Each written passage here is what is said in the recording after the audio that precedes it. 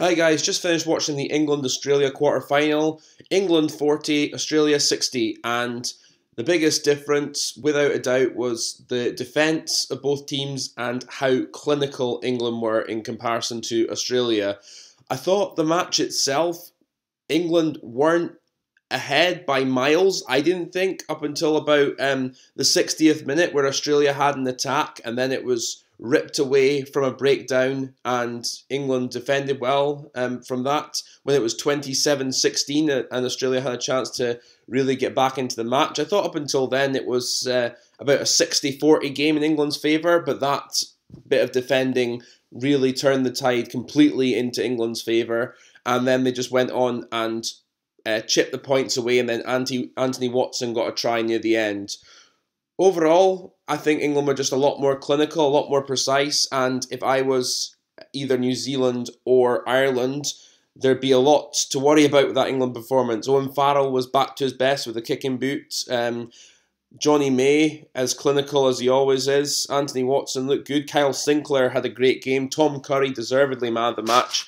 So overall, England deserved to win, but I did think the scoreline was harsh in Australia. I didn't think they deserved a 40-point defeat as they did, and I thought they were a bit unlucky not to have that try near the end.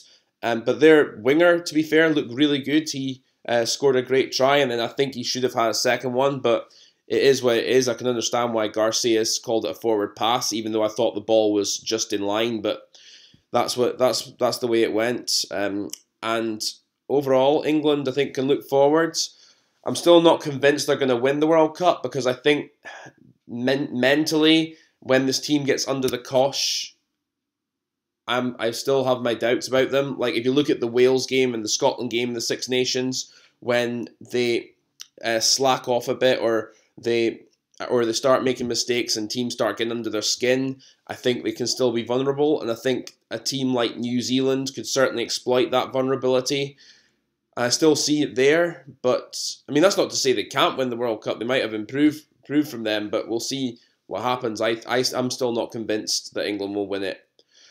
But moving on, next match will be New Zealand against Ireland. I'll have a match reaction coming from there after the game.